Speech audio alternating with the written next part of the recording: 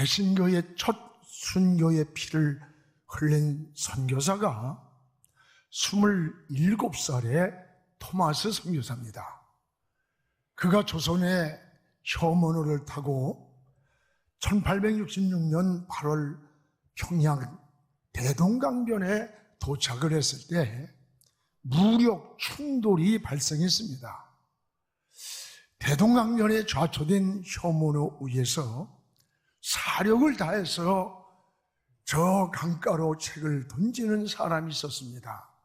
그가 바로 토마스 선교사였습니다.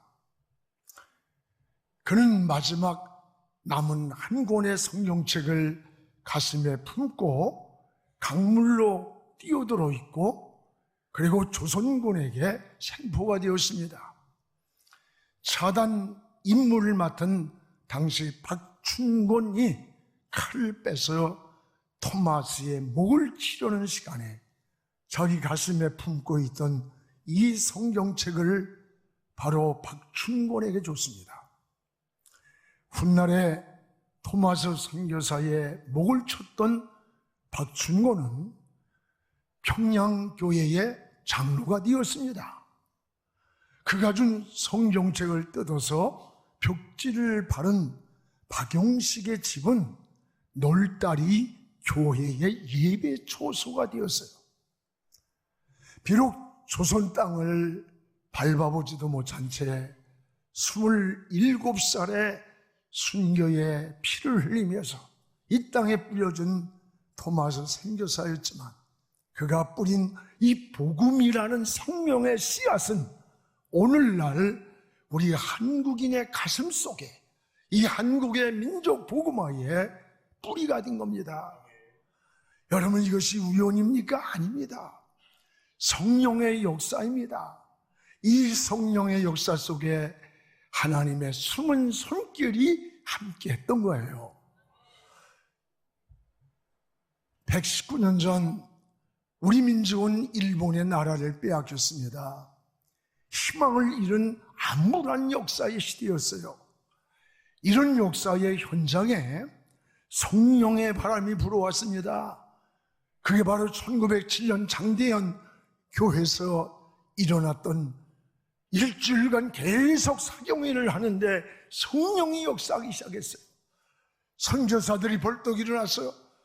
민족적 우울감에 사로잡혀서 조선인들을 무시했던 우리의 죄를 용서해달라고 울며 회개를 했고, 목사들은 양떼들을 잘 돌보지 못했노라고 회개를 했습니다. 온 교회가 성령의 감동이 일어났고 성령의 역사가 일어났고 회개운동이 일어나기 시작했던 겁니다. 그 당시에 모든 사람들에게 존경받던 길선주 장로님이 그 예배 시간에 일어나서 나는 아간 같은 사람이라고 공개적으로 자기를 죄를 회개했어요. 친구가 죽어가면서 200판의 돈을 자녀에게 커면 주라고 맡겨줬는데 100판을 내가 띄어먹고 100판만 전해줬다는 거예요. 나는 아간 같은 사람이라고 울면서 회개를 했어요. 이 회개의 도화선이 되어서 수많은 사람들이 밤을 지새가면서 자신의 죄를 통회하고 회개하고 자복했던 거예요. 이것이 바로 1907년 여러분 처음 일어났던 장대현 교회에서의 성령운동이에요. 오늘 지금 한국교회가 사는 길은 뭐 소그룹도 좋고 말씀도 좋고 다 중요한데 정말 중요한 게 뭘까? 본질이라고 하는 거예요. 그 본질이 뭐냐? 여러분, 성령의 역사입니다. 교회의 초대교회의 탄생은 성령으로부터 시작되었다면 우리는 이 본질적 성령의 역사가 교회 안에서 일어나기를 기도해야 됩니다. 바로 오늘 말씀은 오순절날 임했던 이 성령의 역사를 말씀하고 있어요. 초대교회는 성령이 충만했습니다. 자신들의 의지가 아닙니다. 성령의 말하게 하심을 따라 성령께서 감동과 생각을 지배하시고 말하게 하심을 따라 말을 했고, 모든 중심축이 성령의 인도였습니다. 이것이 오순절날 임재했던 성령의 역사였어요. 이 초대교회는 건강한 교회의 모델이요, 균형 잡힌 교회의 모델이 바로 초대교회입니다. 여러분, 균형이라는 것은 굉장히 중요한 거예요. 균형을 잃을 때 무너지든지 추락을 하는 거예요. 건축을 할 때도 이 균형을 잡아주는 추가 있습니다. 이 다림줄이에요, 다림줄. 자동차가 네 바퀴가 균형 있게 잘 굴러가야 달려갈 수 있고, 새의 두 날개가 균형 있게 잘 움직일 때 그 고공을 나눌 수 있듯이 모든 자연의 원리는 균형에 있는 거예요, 균형. 여러분, 사람도 이 균형이 잘 잡힌 사람이 인격적인 사람이라고 말하는 거예요. 균형이 뭐예요? 지정의가 균형을 잘 이룬 사람이에요. 여러분, 신앙도 균형이 있습니다. 어떤 사람은 성경만 많이 읽고 분석을 하고, 근데 기도를 하지 않아. 이 사람들은 항상 여러분 분석만 하고 남을 정죄하는 바리새인 같은 사람이 되는 거예요. 반대로 기도는 많이 하는데 전혀 성경 말씀을 읽지도 않고 듣지도 않고, 이런 사람은 영적인 체험은 많이 오지만은 신비주의자로 전락해버리는 거예요. 신앙은 말씀으로 냉철한 지혜와 영감이 있을 뿐 아니라 우리의 가슴은 뜨거운 주의 사랑으로, 감동으로, 성령으로 충만하고, 그리고 그 지성과 영성이 겹쳐진 은혜의 깨달음이 행동으로 움직여질 때 이게 건강한 신앙이 되고 건강한 믿음이 되는 거예요. 바로 초대교회가 이렇게 건강하고 균형 잡힌 교회였다는 것을 알 수가 있습니다. 여러분, 초대교회를 보세요. 철저하면서도 독선적이지 않아요. 뜨거운 은혜가 있으면서도 광신적이지 않아요. 가족적인 은혜가 있으면서도 무례하게 행하지 않고, 질서가 있으면서도 자유로움을 가진 교회가 초대교회 아닙니까? 신선하면서 포근함이 있고 비전이 있습니다. 내 중심이 아니라 하나님이 중심이 되어 있습니다. 이웃과 더불어 나누고 교육하고 훈련이 잘 된 교회입니다. 이것이 오순절 이후의 초대교회의 모습이에요. 그래서 우리 교회의 목회도 초대교회를 롤 모델로 목회, 균형 목회. 우리 교회 목회 철학이 뭐냐 하면 균형 목회입니다. 그건 제대로 하는 사람이에요. 여러분, 오늘 초대교회처럼 이렇게 건강한 교회, 균형 잡힌 교회가 우리 영혼교회가 되기를 끊임없이 추구하고 기도하시기를 축복합니다. 오늘 여기에 무엇보다도 초대교회는 따라합시다. 회개로부터의 변화. 초대교회는 변화가 확실했는데 그 변화가 어디서 왔느냐? 회개로부터 일어난 변화였습니다. 말씀을 들었습니다. 말씀이 가슴에 찔려오고 부딪혀올 때에 오늘 사도행전에는 두 가지 반응이 나타나요. 하나는 사도행전 오늘 본문에 나오는 37절부터 40절을 보면 베드로의 설교가 나옵니다. 여러분, 베드로의 설교를 들을 때 그들은 마음에 막 찔려왔어요. 그럴 때 어찌할꼬 하면서 가슴을 치면서 회개를 했어요. 그들에게 성령의 불이 임했습니다. 은혜가 임했습니다. 하나님의 역사가 일어났던 거예요. 이게 여러분 오늘 사도행전에 나타난 역사예요. 찔림이라는 게 뭡니까? 여기에 마음의 감동을 말하는 거, 감동. 여러분, 깨달음이에요. 돌이키라고 하는 성령이 주시는 사인을 말하는 겁니다. 우리가 잘못할 때 마음속에 느끼는 가책이에요.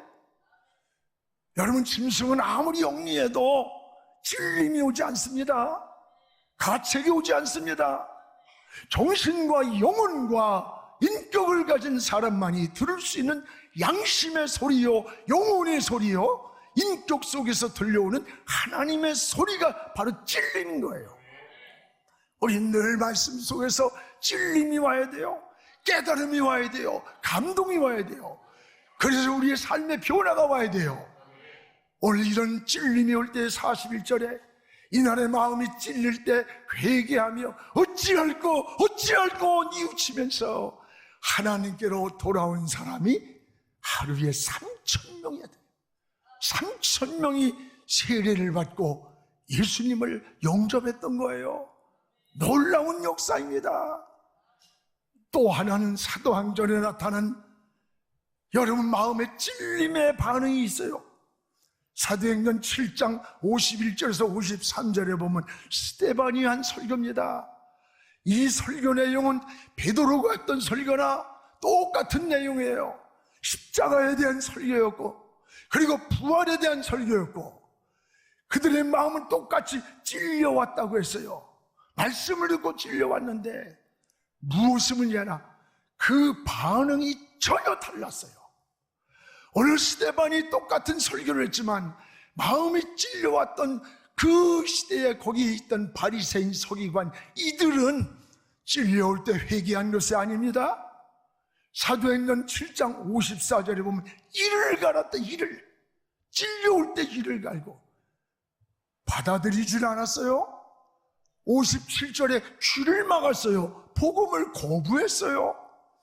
58절에 스데반을 돌로 쳐 죽였어요. 여러분 지금 베드로의 설교나 스데반의 설교가 내용은 십자가와 부활을 증거하는 설교였고 우리가 주님을 십자가에 못 박은 자라고 찔려올 때에 어찌할꼬 할 때 그들은 회개가 터졌고 성령이 임했고 하나님의 나라의 일꾼이 되었어요. 그러나 그것을 두고 귀를 막고 이를 가렸던 인간들은 여러분 나라에서 디아스포라 나라를 빼앗기고 돌 하나 남지 않고 무너질 뿐 아니라 2000년 동안 나라를 잃고 방황하고 600만이 히틀러에게 살해당했던 비참한 말로로 결과가 나타난 거예요. 오늘 여러분 이것은 말씀을 들으면서 말씀을 믿음으로 듣느냐 내 이성과 지성과 내가 가진 기준과 감정으로 듣느냐의 차이예요. 데살로니가 교인들은 말씀을 들을 때에 들은 게 아니라 받았다는 거야. 받을 때 그 속에서 역사하는 능력이 나왔다 그랬어요. 오늘 여러분 성경을 읽으면서 기도할 때 찬양할 때 때론 여러분이 말 설교를 들으면서 내 마음속에 찔려올 때에 어찌할꼬 용서해 주세요. 어찌할꼬 하나님 바로 살고 싶습니다. 나를 다시 한번 붙잡아 달라고 할 때 여러분 우리가 회복의 은혜를 받는 거예요. 일어나는 거예요. 하나님과 관계가 회복되는 거예요. 교제가 맺어지는 거예요. 이게 영적인 사람의 삶인 겁니다. 성령에 이끌린 삶인 거예요. 오늘 우리는 어떻게 반응합니까? 여러분 살아가면서 잘못 살 때마다 찔려올 때에 주님 십자가 앞에 엎드리세요. 주님에게 용서를 구하세요. 주님을 의지하세요. 멀리 가는 것이 아니라 더 주의 품으로 다가서기를 주의 이름으로 축복합니다. 바로 이것이 신앙인의 삶이에요. 초대교회는 회개하며 찔려올 때 돌이킬 때에 바로 성령의 역사가 일어났던 겁니다. 오늘 여러분 그리고 은혜를 경험했어요. 교회가 부흥했어요. 말씀을 믿음으로 받았기 때문입니다. 성령운동은 반드시 따라해 회개를 통해 일어난다. 성령운동은 반드시 회개를 통해서 일어나는 거예요. 회개가 없는 은혜가 없어요. 우리 안에 있는 모든 것들을 토해내고 비워내고 새로운 것으로 담아야 되는 거예요. 그래서 스폴전은 이런 말을 했습니다. 목사의 설교는 사람의 귀를 즐겁게 하고 마음의 위로만이 아니다. 목사의 설교의 본질은 죄를 떨어뜨리는 화살이 되어야 된다는 거예요. 목사가 남의 눈치나 보고 인간적인 말을 하는 게 아니라 그 설교를 듣고 어찌할꼬 죄를 버리고 악습관을 떨어져 나가도록 새 사람이 되게 하는 게 설교의 본질이라는 거예요. 맞습니다.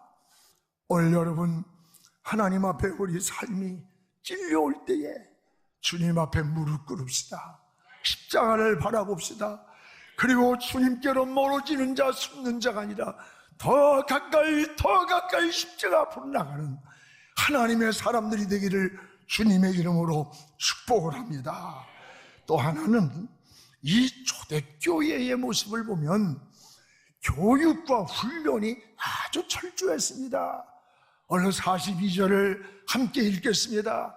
그들이 사도의 가르침을 받아 서로 교제하고 떡을 떼며 오로지 기도하기를 힘썼다. 사도의 가르침을 받았다. 여러분, 이들이 대상이 누구예요? 오순절 성령 체험한 성도들인데 능력을 받았고 은사가 임했고 역사가 일어났는데, 아니 이들에게 뭘 또 가르칠 게 있을까? 아닙니다. 오늘 이런 제자들에게 여러분, 하나님께서 오늘 이런 사도들이 끊임없이 이들에게 가르쳤다는 거예요.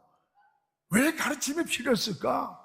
신앙은요, 은혜 받았다고 하루아침에 성숙해지는 거 아니에요. 아이가 한번 잘 먹었다고 해서 대단한 어른 되는 거 아닙니다. 초대교회는 성령으로 충만했지만 늘 사도의 가르침을 통해서 공동체 의식을 배우는 거예요. 질서를 배우는 거예요. 믿음 생활하는 방법을 배우고 섬기는 방법을 배워서 성숙해져야 돼. 우리가 초등학교, 중학교, 고등학교, 대학교 다 이게 뭐예요? 아무것도 아닌 것 같지만요, 성숙하게 우리 삶을 만들어주는 거야. 영적 생활도 똑같습니다. 우리는 끊임없이 교육이 이루어지고 훈련을 통해서 성숙한 인격으로 다듬어져야 되는 겁니다. 이것이 하나님의 은혜입니다. 여러분, 예수님은 3대 사역을 보세요. 일생 3년 동안 하신 게 고치는 일을 하셨어요. 그 당시나 오늘이나 많은 병자들이 있었어요. 치유의 은혜를 주었어요. 또 하나는 하나님 나라를 전하는 전도입니다. 내가 거기서도 전하리라. 어디에 있든지 예수님을 전해서 저 하늘나라를 소개했습니다. 그리고 교육을 했습니다. 여러분, 하나님은 의욕만 가진 자를 쓰는 게 아니에요. 훈련된 자를 사용하는 거예요. 교육과 훈련을 게을리하면 신앙이 성숙해지질 못해요. 훈련은 단순 반복 지속, 다 알고 있는 것 같지만 그걸 반복하고 또 단순하지만 또 반복해서 우리의 신앙의 영적 체질로 바꿔줘야 되는 거예요.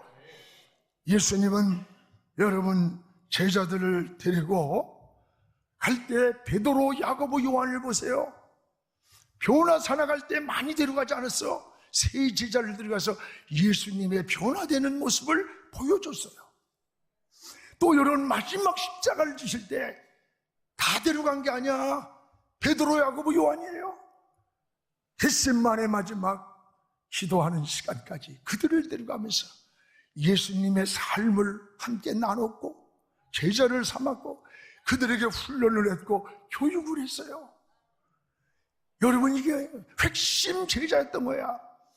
그 3명과 그들이고 나서 12제자들, 그리고 70인의 전도대원들, 또 120명의 이렇게 여러분 소그룹으로 하나하나 훈련되어 가서 이 세상을 변화시키는 따라의 창조적 소수, 이들이 바로 창조적 소수라는 거예요. 여러분, 우리 교회도 철저하게 소그룹으로 지금 전환하고 있잖아요. 변화는 소그룹에서 일어나는 거예요. 여러분, 아무리 좋은 음식에 가서 음식점에 가서 식사를 해도요 10번, 20번 가서 먹으면요 그 음식이 맛있다고 생각하지 않아. 그냥 그게 그거. 여러분, 처음에 오면 설교가 6개월, 1년, 2년 동안 너무 은혜가 되지만 이제 3년, 5년, 40년 같이 있던 인간들은요 은혜인지 뭔지 모르고 그냥 들어. 밥이니까 먹는 거요. 그게 인간이야 사람이지. 사람이 인간이지. 그래 안 그래요? 중요한 것은 소그룹이에요. 여러분, 설교를 우리는 100% 원고를 써요. 그리고 부교역자들에게도 다 나눠줘요. 그리고 다시 그 말씀을 나눠가지고 소그룹으로 목장에 모입니다. 기관에 모입니다.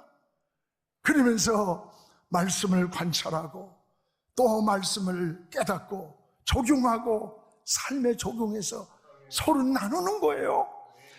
변화는 소그룹에서 오는 거야. 거기서 서로 고백하다 보니까 회개가 나오고 감사가 나오고 은혜가 나오는 거예요.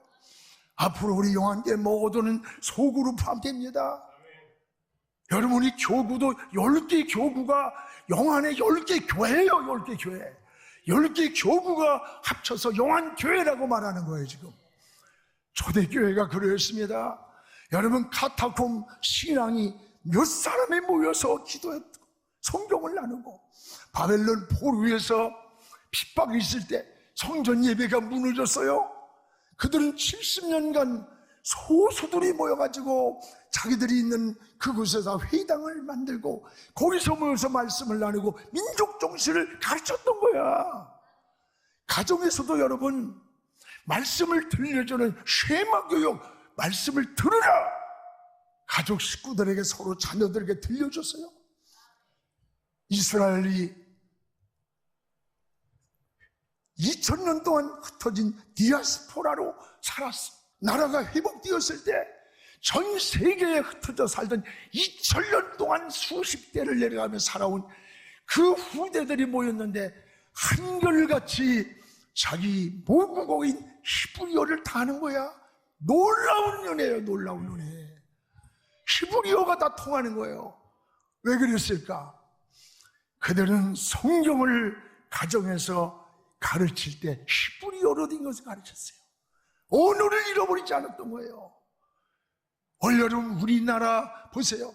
저 조선족들 또 고려인들 이분들 100년도 안 된 역사에서 말이 안 통해 한국말을 다 모국어를 잊어버리고 산 사람이 너무 많아. 여러분 소련과 개방이 되었을 때 우리가 들어갔어요. 알마타. 말이 되는 사람 한국말이 그나마 그 사람은 대박 터져 돈 벌었어. 통역을 해주니까. 여러분 조선족들이 말을 못하다 한국이 이제 나오니까 말을 잘하지. 100년도 안 되는 역사의 민족 혼을 잃은 거야. 나는 우리 아이들에게 절대로 영어 미국에 사는데 그건 하지 말래도 하게 돼 있어. 한국말부터 가르쳐라. 철저하게 한국인임을 더욱 민족 혼을 심어줘라. 민족 혼. 여러분 사람이 보편적인 중간층에 있을 때는 별거 아니야. 상류 사회로 올라가면 올라갈수록요 그 사람의 정체성과 뿌리를 드러내게 되는 거야. 우리나라에서 아무리 잘한다 할지라도 한국계 미국인이라고 말하지 미국 사람이다 말 안 해요. 이걸 알아야 돼. 이걸 제대로 자녀를 교육해야 돼. 앞으로 우리 교회에서 인재를 키워낼 겁니다. 좀 여러분들 헌금도 하고 말이야. 좀 그래 좀 맞추고 웅켜자고 그러지 말어. 뭐 죽을 때 관아에 가는 건데 뭘 그렇게 따져. 여러분 우리의 의식이 바뀌어야 돼요. 기도만 뻔들으면 안 돼. 입술로만 고백하면 안 돼요. 가슴 속에 다음 세대를 생각하고 민족을 생각하고 인재를 키우고 주님 앞에 서는 날 내가 무엇이라고 대답할 수 있는지 대답할 말이 있습니까? 나의 인생을 결산할 때 충성한 것이 얼마나 있는지 주님 앞에 내놓을 것이 얼마나 많은지 잘했다 충성된 종이라고 대답을 받을지 아니면 불충한 자라고 할지 너 무엇하다 왔느냐고 하면 뭐라고 대답해야 할지 난 내 자신의 스스로 많이 느꼈어요. 제가 한 3주 전에 사실 여러분께 다 알지 못하기도 하지만 갑자기 가슴 통증이 너무 심해서 병원으로 가서 중환자실에 가서 심장 시술을 받았어요. 중환자실에서 며칠을 있으면서 내가 여기서 멈춘다면 목사로 살아온 시간들이 하나님 보기에 하나님 보시기에 내가 대답할 말이 있나? 너 충성을 다했다고 말할 수 있을까? 부끄러운 것 같아요. 다시 한번 하나님 내게 일할 기회를 주셨으니 그 시간이 언제인지 모르나 멈출 시간까지 충성된 자로 주님 앞에 결산하는 날, 보고할 말이 분명히 되고 받을 면류관이 분명한 직분답게 주님 앞에 살고 싶습니다. 이 고백을 주님께 그 중환자실에서 많이 눈물을 흘리며 기도했어요. 여러분, 이제 우리는 다시 일어나야 합니다. 우리 교육부 교사들 5명 10명 밖에 한 발이 더 됩니까? 그들의 영혼을 가슴에 품으세요. 양육하고 돌보고 매일 이름을 부르면서 기도해 보십시오. 하나님이 영감을 줍니다. 지혜를 줍니다. 우리가 하나님의 나라 일은 지식으로 하는 게 아니야, 경험으로 하는 게 아니에요. 하나님께 기도하고 관심을 가지면요, 영감을 줘요. 깨달음을 줘요. 저 마음을 볼 수 있는 마음을 줘요. 딱 보면요, 시험이 들었네, 미끄러졌네, 무너졌네, 신앙이 회복됐네, 금방 나타나. 목회가 여러분 무슨 IQ 가지고 하는 줄 알아? 경험 가져? 아니에요. 하나님의 탁탁탁탁 영감을 줘요. 여러분이 영혼을 가슴에 품어보세요. 은혜를 주는 거야. 목장에서도 마찬가지야. 목장에 맡겨주신 목원들을, 한 사람 한 사람의 영혼들을 품으세요. 이름을 하나하나 불러보세요. 우리 어느 목자가 얘기를 해요. 그 목자 공부를 우리 수요일날 공부하고 가서는 다시 그걸 다 설교하듯이 그냥 거기다 답만 써서 가서 같이 교육해도 훈련을 들어도 될 텐데 다 설교하듯이, 그리고 목장에 100%가 참석했다, 오를 지켰다, 그리고 눈물을 글썽이며 고백하는 걸 보고 저게 참 목자의 모습이구나, 나도 저런 목사가 돼야지. 내가 그 사람을 보고, 그 목자를 보고 내가 회개한다니까. 여러분, 하나님은 다수가 아니에요. 창조적 소수를 사용하시는 거예요. 우리 교회도 초대교회처럼 교육하고 훈련하고 이런 일에 게으르지 말고 건강하고 균형 잡힌 교회가 되기를 축복합니다. 할렐루야. 또 하나 초대교회의 특징은요, 서로 나눔 공동체였습니다. 나눔 공동체. 나눔을 실천하는 초대교회의 모습을 보게 돼요. 44절에 보면 물건을 서로 통용했다 그랬어요. 45절에 필요를 따라 서로 나누었습니다. 46절에 마음을 같이하여 성전에 모이기를 힘썼다 그랬습니다. 그 결과가 어떻게 나타났어요? 47절에 주께서 구원받은 사람의 수를 날마다 더하게 하셨다. 구원받은 사람을 날마다 더하게 하나님의 은혜를 줬어요. 이것이 건강한 교회, 균형 잡힌 초대교회의 모습인 거예요. 여러분, 전도는 하기도 하지만 되어지는 거예요. 주께서 구원받은 사람을 막 붙여줬던 거예요. 날마다 교회가 부흥됐습니다. 좋은 소식이 났습니다. 사랑하는 성도 여러분, 초대교회는 성령으로 세워진 교회를 말합니다. 균형이 잘 잡힌 성숙한 신앙의 모델이에요. 신앙의 변화가 생활 속에서 균형 있게 나타났던 겁니다. 나보다 다른 사람을 배려하는 공동체의식이 있었고, 질서가 있었고, 양보가 있었고, 신앙의 균형이 잡힐 때 영혼이 건강해져요. 사회가 건강해지는 거예요. 구원받은 수가 날마다 더하게 되는 거예요. 우리 교회가 바로 그런 교회가 되기를 주의 이름으로 축복합니다. 지금은 선교 헌금 시간입니다. 이 예배를 통해 삶 가운데 은혜와 회복이 충만하시길 간절히 기도합니다.